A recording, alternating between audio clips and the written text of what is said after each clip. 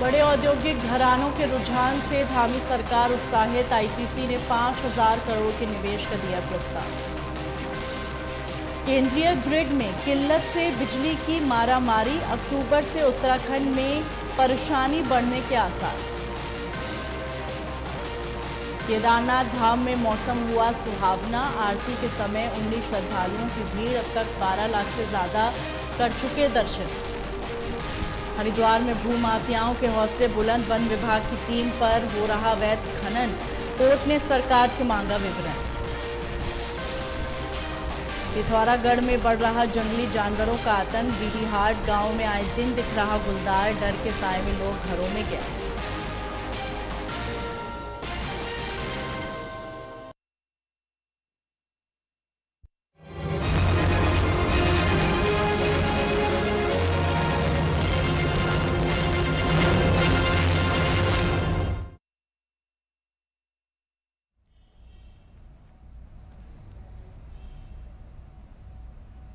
नमस्कार, स्वागत है आपका। आप देख रहे हैं उत्तराखंड लाइव। मैं हूं आपके साथ है ना। सनातन धर्म पर विवादित टिप्पणी पर पीएम मोदी ने पूरे विपक्षी दल को एक साथ आड़े हाथों लेते हुए जोरदार हमला किया। पीएम ने इस मामले में पहली बार प्रतिक्रिया देते हुए मध्य प्रदेश की एक रैली में विपक्ष पर सनातन धर्म खत्म करने का आरोप लगाया। अब इस मामले में विपक्षी दल कांग्रेस के नेताओं की प्रतिक्रिया आई है। कांग्रेस के वरिष्ठ नेता हरीश रावत ने कहा वे संविधान की रक्षा, संवैधानिक संस्थाओं की स्वायत्ता की रक्षा, अंबेडकर, गांधी, नेहरू के सिद्धांतों को आगे बढ़ाने के लिए गठबंधन किया है। यह कोई संस्कारिक विवाह नहीं है, यह एक राजनीतिक गठबंधन है। गठबंधन के किसी साथी ने अपने विचार हो सकते हैं। अंबेडकर ने अगर कुछ कहा तो उसका मतलब यह नहीं है कि उनके बनाए हुए संविधान का मूल खत्म हो गया। इसी तरह डीएमके का तमिलनाडु में एक स्थान है, उन्होंने अपनी राय व्यक्त की है। हमारा जो अलायंस है उसमें अलग अलग राजनीतिक स्वार्थ हैं, मगर ये राजनीतिक सारे स्वार्थ जो है भारत की अखंडता, एकता, हमारे संविधान के प्रति प्रतिबद्ध है। हमारी जो न्यूनतम रिक्वायरमेंट है अलायंस की वो इसी बात की है। बाकी उनकी अपनी विचारधारा है, हमारी अपनी विचारधाराएं हैं। हमने संविधान की रक्षा, संवैधानिक संस्थाओं की स्वायत्तता की रक्षा, अंबेडकर, गांधी, नेहरू के सिद्धांतों को आगे बढ़ाने और सामाजिक न्याय जैसे विषयों को लेकर के ये गठबंधन किया है। तो इस गठबंधन में ये कोई सांस्कारिक विवाह नहीं है, ये एक प्रकार का राजनीतिक गठबंधन है। उसमें किसी गठबंधन के साथी के कोई अपनी नीति सिद्धांत हो सकते हैं, और वैसे ही जितनी तजगमवादी, द्रविड़ निवेद तजगमवादी पार्टियां रही हैं, द्रविड़ संस्कृति को मानने वाली पार्टियां रही हैं, वो हमेशा सनातन धर्म और सनातन परंपरा पर चोट करती रही है, क्योंकि वर्ण व्यवस्था के खिलाफ उनका संघर्ष पीरियड के समय से साफ रहा है। उसके बाद ज्योतिबा फूले वही कहते रहे हैं, अम्बेडकर जी वही कहते रहे हैं। अम्बेडकर जी ने यदि कुछ ऐसा कहा कभी तो इसका अर्थ ये नहीं कि उनका बनाया हुआ संविधान का मूल्य खत्म हो जाता है या उसका वो कम हो जाता है। तो उसी प्रकार से डीएमके का तमिलनाडु के जनजीवन में, राष्ट्र के जनजीवन में एक स्थान है। और हमको ये मान करके नहीं चलना चाहिए कि सब लोग उसी चीज को फॉलो करेंगे जिसको हम करेंगे। हम सनातन धर्म का आदर करते हैं, सनातन धर्म हमारे जीवन का पर्याय है, और हमें उसी तरीके से सनातन धर्म के प्रति आस्था हमारी बनी रहेगी।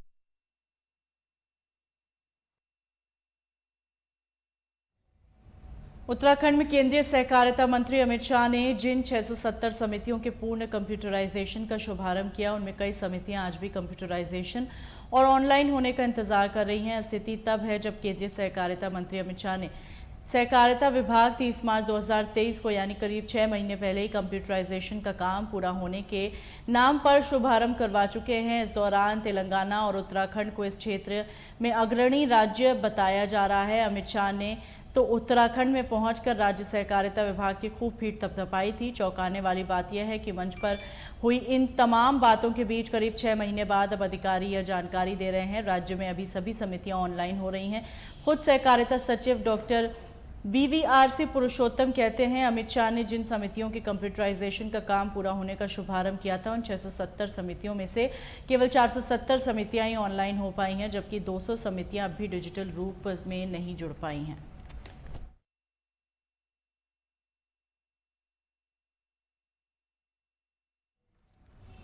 प्रधानमंत्री नरेंद्र मोदी डिजिटल इंडिया की बात करते हैं और इसे खुद भी बढ़ावा देते हैं, लेकिन उत्तराखंड में हिंदी भाषा संस्थान के अफसर अभी भी डिजिटल की जगह चिट्ठी युग में जी रहे हैं। हिंदी दिवस पर पिथौरागढ़ जिले की 3 छात्राओं को सम्मानित किया गया। हिंदी भाषा संस्थान उत्तराखंड की लापरवाही के कारण इन छात्रों को काफी देर से इनकी सूचना मिली। दरअसल उत्तराखंड हिंदी भाषा संस्थान के अफसरों ने फोन कॉल, SMS या ईमेल की जगह सूचना देने के लिए चिट्ठी भेजी और इसके लिए हिंदी भाषा संस्थान ने 29 अगस्त को डाक से स्पीड पोस्ट स्कूल में को भेज दिया था। स्पीड पोस्ट स्कूल को ठीक 14 सितंबर को दोपहर में प्राप्त हुआ, जब देहरादून में सम्मान समारोह चल रहा था। पत्र मिलने के बाद प्रधानाचार्य देवबाला बिज ने हिंदी भाषा संस्थान देहरादून से संपर्क किया तो कोई जवाब नहीं मिला।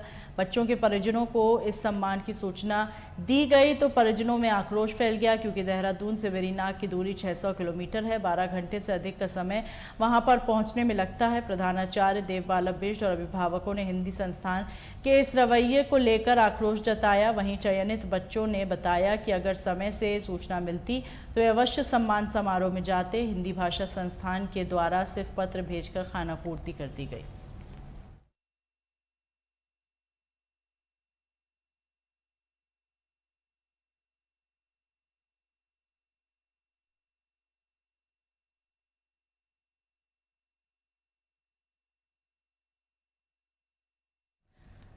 नैनीताल जिलाधिकारी वंदना सिंह ने हल्द्वानी में सड़क हादसे में हुई शिक्षक की मौत के मामले में मजिस्ट्रेट जांच के आदेश दे दिए। सिटी मजिस्ट्रेट ऋचा सिंह सड़क हादसे में से हुई शिक्षक की मौत मामले में जांच करेंगी। अगर विभाग दोषी पाया गया तो मुकदमा दर्ज करने की कार्रवाई भी होगी। वहीं दूसरी तरफ गौला नदी और नंधौर नदी पर बने तटबंध बह जाने के मामले में भी जाँच होगी। बताया गया कि भ्रष्टाचार की भेंट चढ़े तटबंध की शिकायत जिलाधिकारी के पास आई है, जिसके बाद यह कार्रवाई की गई है।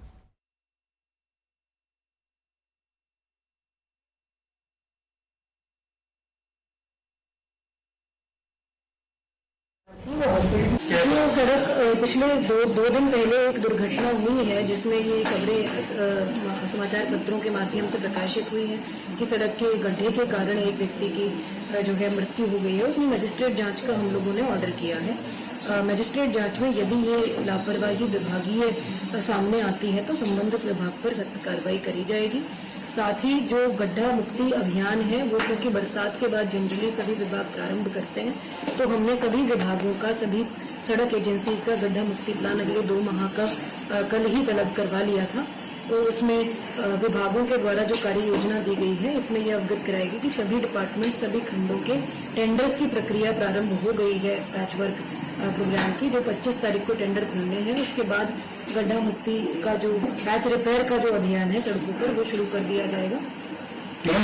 नंधौर में जो पेयजल निर्माण निगम के माध्यम से तटबंध बनाने का काम चल रहा था, उसमें 1-2 शिकायतें प्राप्त हुई हैं, जिसमें जांच के लिए उप जिलाधिकारी हल्द्वानी को दिया गया है। जांच रिपोर्ट प्राप्त होने पर जिसकी भी गलती इसमें पाई जाएगी उस पर कार्रवाई। क्या पूरे बन गए थे सभी तटबंध? अभी जांच रिपोर्ट सामने आती है तो सारे तथ्य उसमें क्लियर हो जाएंगे और उन तथ्यों के आधार पर हम लोग अग्रिम एक्शन लेंगे।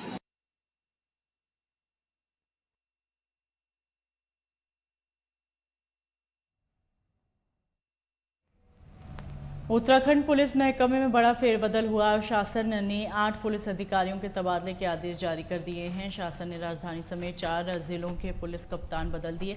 अजय सिंह को देहरादून का पुलिस कप्तान बनाया गया। उनकी जगह हरिद्वार में चमोली के पुलिस कप्तान प्रमोद डोभाल को भेजा गया।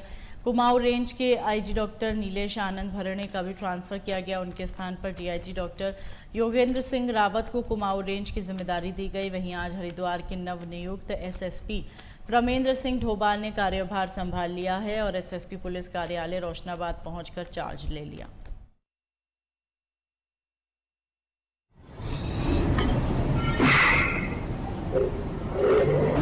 भगवानपुर में दो खुलासे आज किए गए थे, जिसमें जो पहला खुलासा था ये करीब 24 तारीख को एक ट्रक चोरी की सूचना मानपुर पुलिस को मिली थी, जिसमें ट्रक के साथ साथ करीब 300 बैग चोकर वगैरह सामान था। इसके मालिक द्वारा पुलिस को बताया गया कि ये श्रवण कुमार द्वारा कि इसका ट्रक चोरी किया जा चुका है। इस संबंध में पुलिस ने एक्टिव होते हुए लगातार आरटीएसएफ के माध्यम से चेकिंग करवा के सीओ मंगलौर और जो हमारे नए एसओ आए हैं मंडी, उनके लगातार सघन चेकिंग के माध्यम से कुछ ही समय के बाद ये ट्रक में चोकर के पकड़ा गया।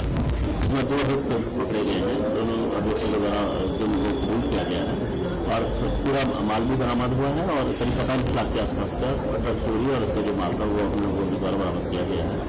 इसमें सघन चेकिंग के माध्यम से त्वरित गति से जो ये कार्रवाई थी, इसलिए एसएसपी मार्ग द्वारा पूरी टीम की प्रशंसा की गई है। यहाँ पर लगातार क्योंकि इस समय ट्रक मोटर चोरी की सूचनाएं लगातार आ रही थी और कुछ गैंग इसमें सक्रिय होकर जो किसानों की मोटर है उनको चोरी कर रहे थे। इस संबंध में भी पुलिस लगातार एक्टिव थी, लगी हुई थी। उसमें 2 अभियुक्त पकड़े गए हैं इसी चेकिंग में और उस मोटर के साथ साथ अन्य जो बरामदगी की गई है, ताकि अन्य मोटर की भी हम लोग पता लगाएं।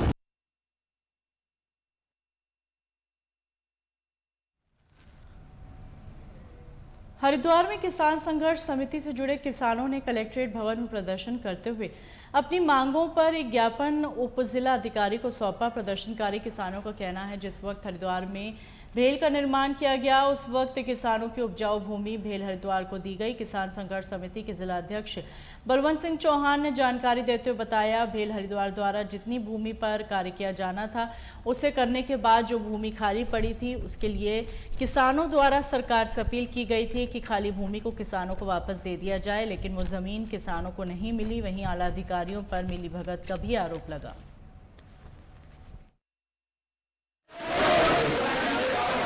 संघर्ष समिति जो है 17 साल से हमने समिति बनाकर आंदोलन चला रखा है और ये भेल भूमि में जमीन गई है हमारी 8,000 एकड़ जमीन गई। इसके बारे में 300 कुछ एकड़ जमीन कब्जे में आई और सारी जमीन खाली पड़ी। हमने पीछे पैमाश करवाई थी, इसकी बड़ी मुश्किल से 5,000 बीघे जमीन खाली पड़ी। प्रशासन ने हमें पैमाश करके रिकॉर्ड दिया था और उसमें से भी बंदर बांट कर कभी किसी को दे दिया, कॉलोनी काट दी, कोई कब्जा कर रहा है। हमारा आंदोलन इस बात का था कि कब्जा न किया जाए जमीन पर और जमीन जो है किसी जैसे हम मांग कर रहे हैं क्या तो किसानों को दी जाए। किसानों की जमीन है, उसका नियम था कि 5-10 साल अगर कोई जिस यूज के लिए ली गई जमीन वो नहीं होती तो किसानों को वापस कर दी जाती, तो इन्होंने ऐसा नहीं किया। अब जमीन का ऐसा बंदर बांट हो रहा है, बाहर से आए लोग छप्पर घेर के बैठ के या पन्नी घेर के बैठ के उन्हें काट काट के दिए जा रहे हैं। किसानों की कोई सुध नहीं है और वे अगर किसान बो भी रहे तो उसको बड़ी फसल को उजाड़ रहे हैं। तो इसलिए हम ये दोबारा कोरोना काल की वजह से हम थोड़ा सा रुक गए बीच में, और नहीं तो 17 साल से हमारा आंदोलन दिल्ली तक पूरा तक चलता रहा और चलता रहेगा। अब हमने ये अहंकार भर लिया कि हम इसे आर पार की लड़ाई लड़के ही छोड़ेंगे, इसे बीच में नहीं रुकने देंगे। हम अपना हक लेंगे, हक देंगे। हम ये नहीं चाहते कि हमें जमीन पर जबरदस्ती कब्जे कर रहे, जो लोग जबरदस्ती कब्जे उनके कब्जे हमने हटाए हैं। परसों हमने डीएम को सूचना दे दी थी, आज हम इस संबंध में ज्ञापन देने डीएम की आए हैं यहाँ। मांगे तो हाँ हमारी यही है कि जमीन जो पड़ी है, एक तो जो हमारे किसान भाई जमीन जोत रहे थे, जब गरीब आदमी कर रहे उनको रोका जा रहा, दूसरे एक उधर बंदर बांट करी जा रही, जमीन दी जा रही, ये नहीं जाने चाहिए। सरकार ने भी मांग करी है कि मुझे जमीन मिलनी चाहिए। 456 एकड़ जमीन खाली पड़ी, सरकार खुद मान ली। उसका मतलब केंद्र सरकार से कहा गया कि हमें राज्य सरकार को ऐसा हस्तांतरण कर दो। तो ये किसानों की बेचारे जमीन लेकर या बंदर बांट करके पैसा कमा रहे हैं। ये एक प्लाट जो शिवालिक नगर का था, इसमें किसी का भी आज तक 1.5 करोड़ रुपए में प्लाट बिखरे। अपने चेहते को हमने इसमें सूचना के अधिकार में मांगा था तो बेचे, उन्होंने बताया फिर कि शिवालिक कमेटी बना रखी थी इन्होंने कि हमारे पास तो सिर्फ 15% है, 85% बीएचएल में जाता है। बीएचएल वाले कहा जी हमारा तो कुछ नहीं इसमें, हमें तो 10-15 वो सारा वो समिति रखती है। तो इन्होंने ऐसी गोलमाल करके सरकार ये काट रहे और पैसे कमा रहे सब लोग। तो ये हमारे बाप दादा की बेल के लिए जमीनें गई थी, आज तक भी हमारे बाप दादा ने भी आंदोलन किया और हम भी आंदोलन कर रहे हैं कि हमारी जमीन को वापसी किया जाए। राज्य सरकार ने ही माना है, धामी सरकार ने ही माना है कि ये जमीन अब कोई उपयोग नहीं है, लेकिन हम बता देना चाहते हैं सरकार को भी कि इस पे सबसे पहला हक होगा तो किसानों का होगा। अगर सरकार ने किसी को भी कॉलोनी काटने के लिए दी गई या किसी फैक्ट्री के लिए दी गई तो इस पे परिणाम बहुत गंभीर होंगे। किसान अपने प्राणों की आहुति लगाने के लिए भी तैयार है, क्योंकि किसान बहुत टाइम से आंदोलन कर रहे हैं। हमारे बलवंत सिंह चौहान जी जो इसके किसान संघर्ष समिति के अध्यक्ष हैं, हमारे साथ कंधे से कंधा मिला करके इनके साथ सब किसान हैं। और मैं जिला अधिकारी महोदय से कहना चाहता हूं कि हमारी आवाज को चाहे मोदी सरकार हो चाहे राज्य सरकार हो, इनको बताया जाए कि किसानों का अगर जमीन पर हक है तो किसानों का हक है। क्योंकि 62 में ये एक जियो बना था जो उत्तर प्रदेश में था, उसमें एक जियो में लिखा गया था कि अगर जो उपयोग हो चुका, बाकी जमीन किसानों को वापसी की जाए। और आज भी उस जियो का या उसको मान नहीं रहे हैं और उसका पालन नहीं कर रहे। हम जिला अधिकारी महोदय से कहते हैं उस जियो का पालन किया जाए और इन जमीन किसानों को जो वापसी 5 साल का प्रावधान था आज भी वो है, वो वापसी की जाए, अन्यथा किसी को जमीन ना दी जाए। हम ये चेताने के लिए आए हैं जिला अधिकारी महोदय को।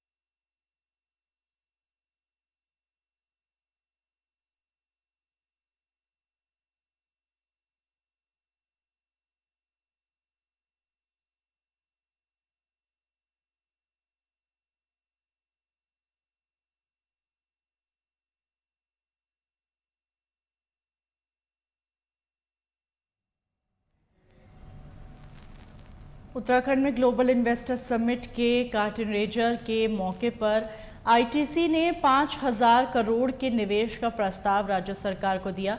Mahindra holidays and resort India limited के साथ 1,000 करोड़ और ई कुबेर के साथ 1,600 करोड़ रुपए के निवेश पर एमओयू किया गया। पहले ही दिन इतने बड़े निवेश प्रस्ताव पर सहमति यह दिखाती है निवेशक उत्तराखंड को लेकर कितने ज़्यादा उत्सुक हैं और सरकार भी कितनी तत्पर है। Mahindra holidays and resort India limited Uttarakhand में अगले 3 महीने में 1,000 करोड़ के निवेश के साथ अलग अलग स्थानों पर 45 रिजॉर्ट स्थापित करने जा रहा है। इससे 1,500 लोगों के लिए रोजगार के अवसर खुलेंगे और पूरे देश में यह Mahindra holidays and resort India limited का किसी भी राज्य में सबसे बड़ा निवेश है। सभागार में उपस्थित इंडस्ट्री के सभी आमंत्रित सम्मानित अतिथिगण और विशेष रूप से हमारे सभी मीडिया बंधु भाइयों बहनों, उत्तराखंड सरकार के बहुत सारे वरिष्ठ अधिकारी भी यहाँ उपस्थित हैं। आप सभी का हार्दिक स्वागत, अभिनंदन है। आज हिंदी दिवस भी है, हिंदी दिवस की भी मैं आप सबको शुभकामनाएं देना चाहती हूँ। और crores in creating 4 to 5 large resorts in the next few years. We also aim to become a strategic partner of the state and will support the government in all its tourism endeavors, and on its part will create new destinations through development of these large resorts. Once again, thanking all of you, Honorable Chief Minister, and once again thanking all the dignitaries of the dais to patiently listening. We believe that Global Investment Summit Curtain Raiser has opened on a great note. It is bound to be a landmark event in December. Wishing the Uttarakhand government and all its officials a grand success for the Global Investment Summit in December. Thank you very much.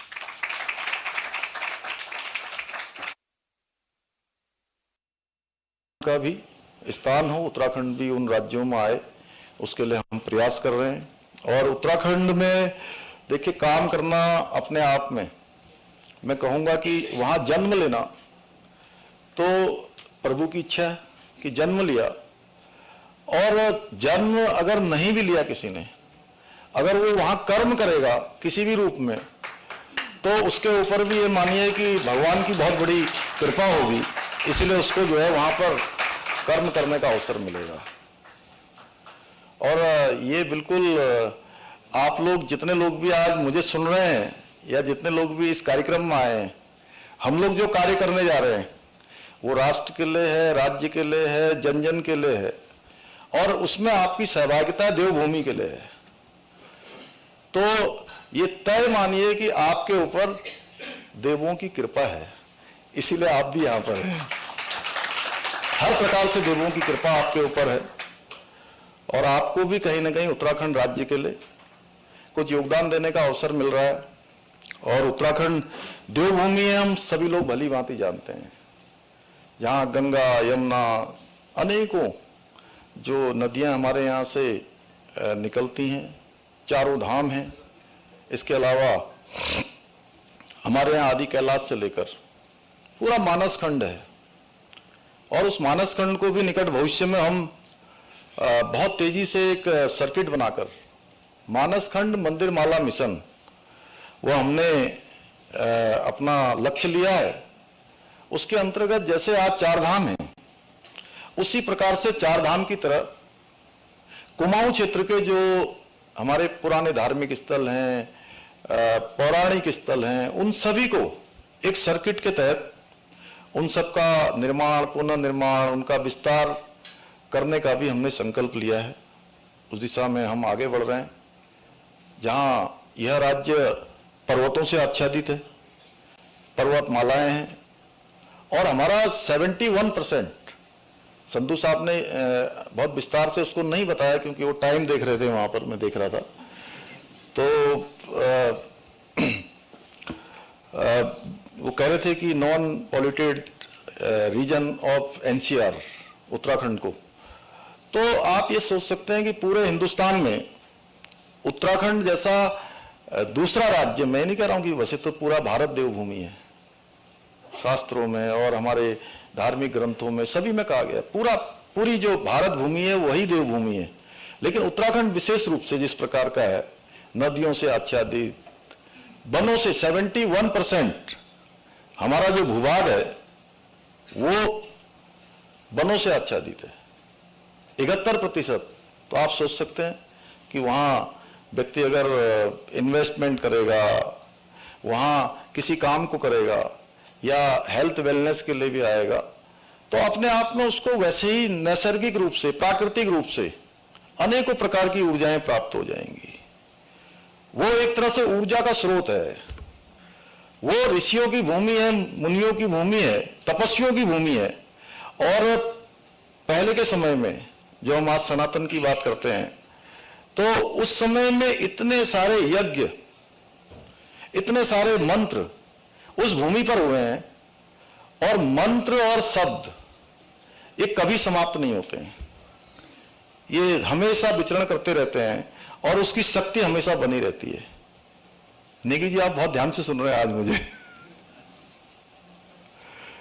तो ये शब्दों की जो ताकत है वह भी हमारे यहाँ के जो वायुमंडल है, उस वायुमंडल में है। तो मैं इसलिए आप सबसे निवेदन करूंगा, सबसे अनुरोध करूंगा कि आप सब लोग इसमें अपना योगदान दें। और ये इन्वेस्टर समिट करने से पहले हमने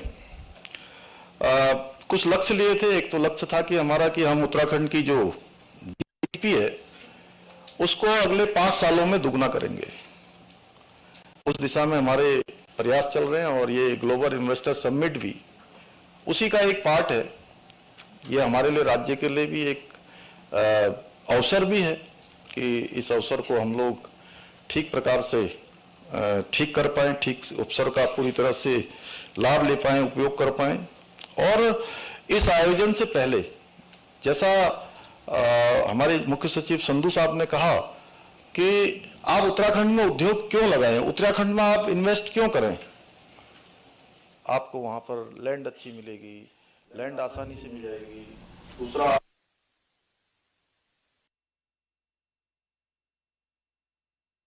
इसके साथ साथ जो कारखाना प्रबंधक और मजदूरों के बीच में, कार्मिकों के बीच में जिस प्रकार के संघर्ष की स्थिति आज अनेक स्थानों पर पैदा होती है, वो स्थिति उत्तराखंड के अंदर शून्य मात्र की है।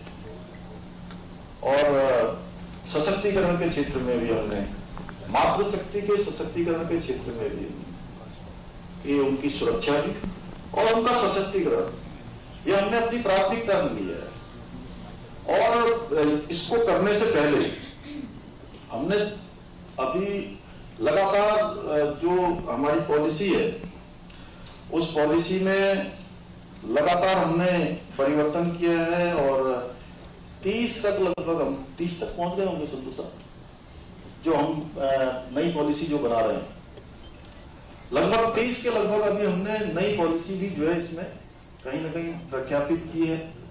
उसमें प्रमुख रूप से जो टूरिज्म पॉलिसी है, जिसके बारे में अभी कविंदर जी ने बहुत कम शब्दों में, और मैं कहूंगा तो शायद उतना उसका इफेक्ट ना हो जितना इन्होंने बहुत कम शब्दों में कहकर आप लोगों के सामने बात करी। मैं इनका धन्यवाद करता हूं। हमारे ब्रांड एम्बेसडर हैं आप सब लोग।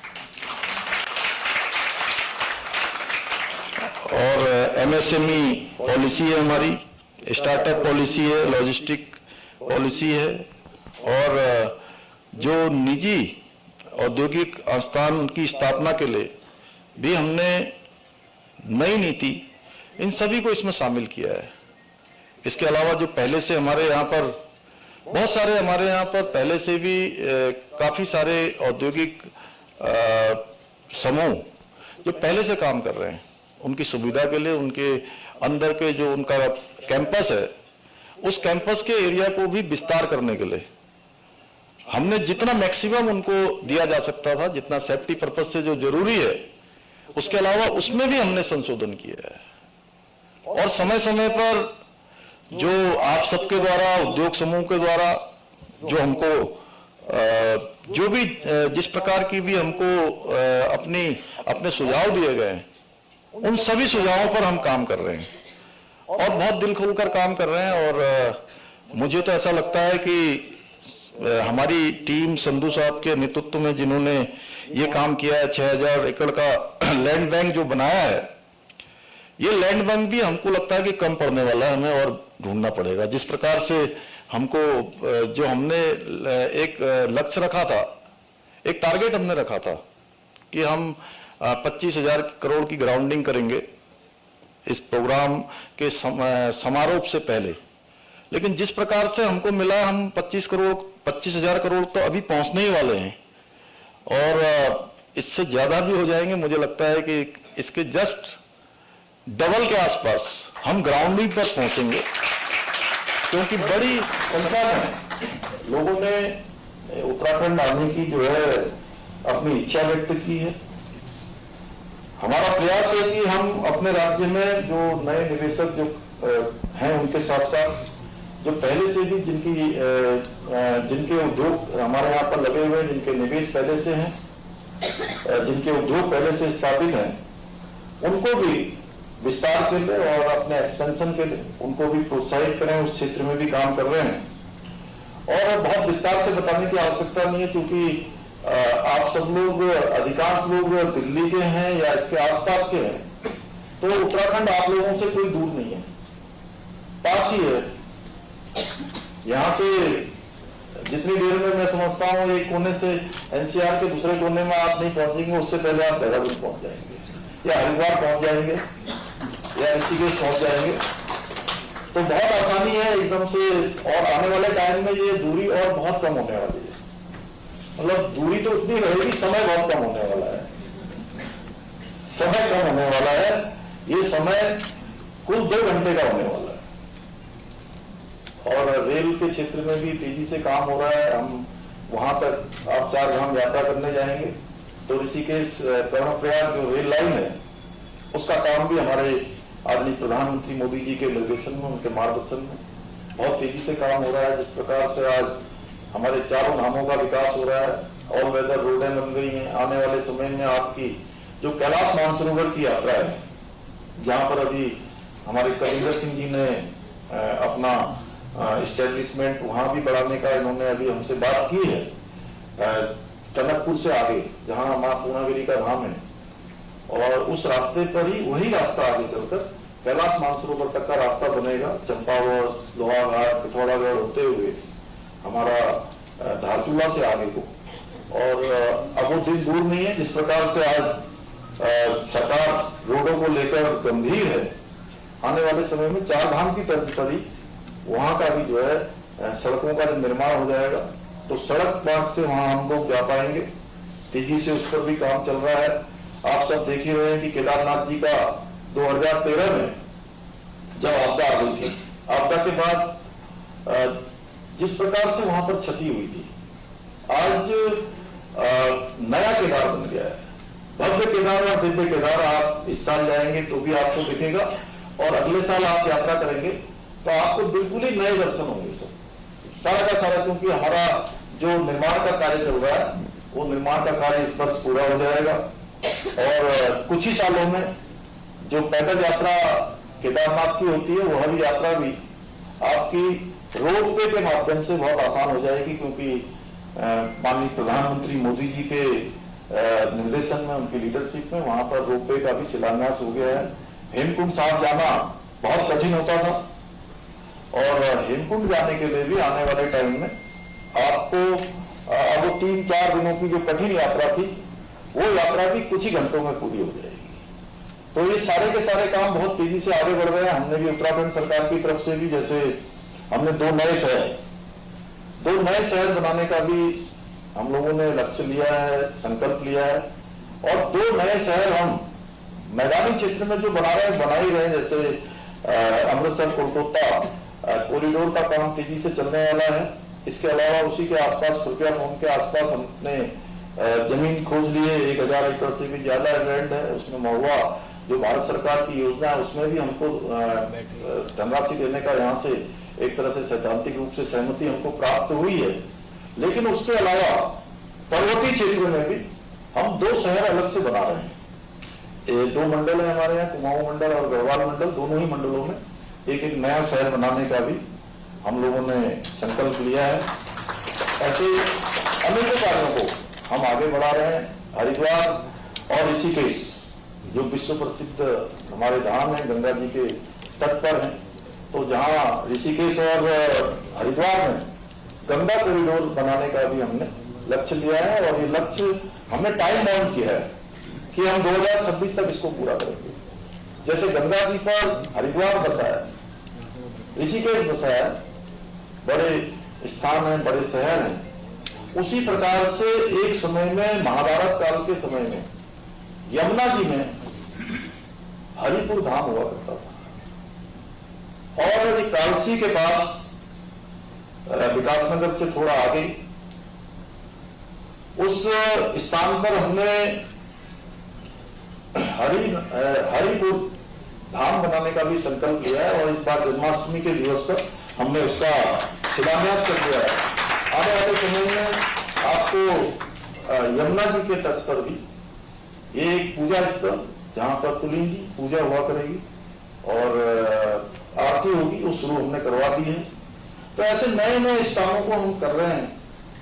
और इसी प्रकार से टनकपुर में महाकाली जी आती है ऊपर से, वहां हमने राफ्टिंग का काम शुरू किया है। इस बार राफ्टिंग शुरू हुई है, नेशनल राफ्टिंग भी वहां होने वाली है।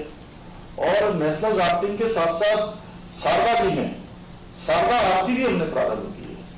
और आपको मैं बताऊं कि जहां 4 धामों में हमारे हर वर्ष लाखों की संख्या में श्रद्धालु आते हैं, पर्यटक आते हैं, इस वर्ष अभी तक हमारे लगभग 40 लाख की संख्या क्रॉस होने वाली है।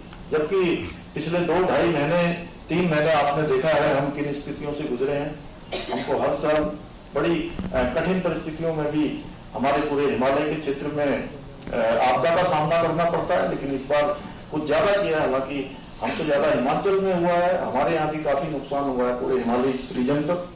तो आने वाले समय में हमने ये तय किया है कि हमारे सभी स्थानों पर हम नवाचार करेंगे, नवाचार को बढ़ावा देंगे, लोगों को आकर्षित करेंगे, उनको सुविधाएं देंगे, अतिथि देवो भव की तर्ज पर इन सभी कामों को आगे बढ़ाएंगे। और अभी पिछले दिनों हमारे यहाँ पर जो उत्तराखंड के अंदर कुछ काम हुए हैं लॉजिस्टिक को मजबूत करने और व्यापार को आसान बनाने के लिए अनेक प्रकार की जो बुनियादी ढांचा परियोजना है वो भी हमने शुरू की है। निर्यात को बढ़ावा देने के लिए स्टेट ऑफ आर्ट के रूप में आईसीडी व एलसीएस की स्थापना की है। राज्य में जो हमारा नोडल विभाग है सिक्कुल, जो इन सभी कामों को नोडल एजेंसी के रूप में आगे बढ़ा रहा है, उसमें भी लगातार हम नवाचार कर रहे हैं। अत्याधुनिक औद्योगिक जो स्थान है, वो क्षेत्र हैं, नए एरिया हैं, उन सभी को नोटिफाइड भी कर रहे हैं। काशीपुर आप सब जानते हैं, वहां पर अरोमा पार्क हमारा बन गया है। शिकारगंज में प्लास्टिक पार्क है, बड़ा सिटकुल है। काशीपुर में एक electronics manufacturing cluster, Amritsar Kolkata industrial corridor जो है वो बहुत जल्दी हम उसको भी धरातल पर उतारने वाले हैं। इसके साथ साथ मैं आपको एक जानकारी और देना चाहता हूं कि उत्तराखंड राज्य में जो हमारे राज्य में उत्पादित 9 उत्पाद हैं जिनमें जीआई टैग जिनको हासिल हुआ है, उन जीआई टैगों में चूंकि आप लोगों को नया नाम लगेगा, लेकिन मैं सोचता हूं कि मेरे लिए भी इससे अच्छा स्थान और कौन सा हो सकता है जहां में राज्य के अंदर होने वाले ऐसे उत्पाद जो पौष्टिक रूप से, हर प्रकार से, हर दृष्टि से बहुत ही महत्वपूर्ण है, उन सबको आपके सामने जरूर बताऊं। कुमाऊं में एक चूड़ा ऑयल होता है, उसको जीआई टैग में स्थान मिला है। मुंशियारी क्षेत्र जो कि हिमाचली क्षेत्र है, उस क्षेत्र का राजमा है। भोटिया दन, एपड़ है, रिंगाल है, ताम्र उत्पाद है, थुलमा है, तेज पत्ता है तथा बासमती चावल है। और इसके साथ साथ राज्य सरकार द्वारा नेटल बिच्छू घास, आप लोग सोच रहे होंगे बिच्छू घास क्या होता है, बताइए। चुपती है, गलती से लग जाए तो वो दर्द होता था। हाँ, सब्जी भी बढ़िया बनती है। वाह, चलिए बहुत बढ़िया है। तो बिच्छू घास का पिछोड़ा, आर्टिस्टिक कैंडल, मुखौटा एवं मंदिर प्रतिकृति आदि कुछ और भी उत्पाद हमने जीआई टैग के लिए, उसके लिए भी अनुरोध किया है, वहां निवेदन किया हुआ है। और उद्योग जो नीति आयोग द्वारा 2022 की जो तैयारी सूचकांक है, उस तैयारी सूचकांक में भी राज्य जो हमारा है हिमालयी राज्यों में हमको पहला स्थान प्राप्त हुआ है, जबकि उस हिमालयी राज्यों में तो पहले स्थान पर और पूरे देश में भी 9वें स्थान पर हमारा राज्य है। उद्योग संवर्धन और आंतरिक विभाग की जो लीड्स रैंकिंग है, उसमें हम 2022 की रैंकिंग में उत्तराखंड राज्य अचीवर्स की श्रेणी में शामिल हुआ है। इसी प्रकार स्टार्टअप रैंकिंग में भी हम लीडर की श्रेणी में शामिल हैं। तो ऐसे अनेकों कार्यों को करने के लिए, राज्य में निवेश एवं इसको प्रोत्साहन देने के लिए हमारे उद्योग निदेशालय के द्वारा एक समर्पित, अभी मैं कुछ सुझाव भी यहाँ से आ रहे थे आप सब लोगों के, श्री जैन जी का, दीपक जी का और अन्य लोगों के जो सुझाव आए थे, उसमें एक इन्वेस्टर फैसिलिटेशन सेल की स्थापना की है, जो निवेशकों और जो भी हमारे यहाँ पर काम करने के इच्छुक लोग होंगे उनके लिए वन स्टॉप शॉप के रूप में डेडिकेटेड हैंड होल्डिंग सपोर्ट, जो भी 5 करोड़ से अधिक की निवेश करने वाले उद्यमों के लिए एक डेडिकेटेड रिलेशनशिप मैनेजर की भी सुविधा प्रदान करेगा। और इसके साथ साथ जो हमारे निवेशक होंगे, इन्वेस्टर होंगे, उनकी स्थापना के लिए अपेक्षित जो अनुमोदन है, उसकी स्वीकृति है या ग्रांट जब स्वीकृत करेंगे, स्वीकृति हेतु राज्य में online single window clearance portal की भी हमने स्थापना कर दी है। तो ऐसे अनेकों कार्य किए हैं, क्योंकि मैं बहुत विस्तार से नहीं, यहाँ वेबसाइट भी लॉन्च हो गई है, तो उसमें भी आपको बहुत सारी जानकारियां मिल जाएंगी। मैं आज आप सभी से ये अनुरोध करने के लिए आप सबके समक्ष खड़ा हूं कि जो काम कर रहे हैं ये राष्ट्र कार्य भी है, ये देव कार्य भी है, क्योंकि देवभूमि के लिए और राष्ट्र के लिए हो रहा है। तो इसमें आप सब लोग भी इसको जहां आपके जो दिन भर का जो काम होता है, आपकी दिनचर्या का जो काम है, उस दिनचर्या के काम में जरूर कहीं ना कहीं स्थान देंगे और इसे अपना समझ के देव कार्य में अपना योगदान देंगे। यही अनुरोध करने के लिए मैं आप सबके आया हूं। अंत में फिर से एक बार आप सभी का मैं यहाँ उपस्थित होने के लिए सभी का दिल से स्वागत करते हुए और धन्यवाद करते हुए मैं अपनी वाणी को विराम देता हूँ। धन्यवाद।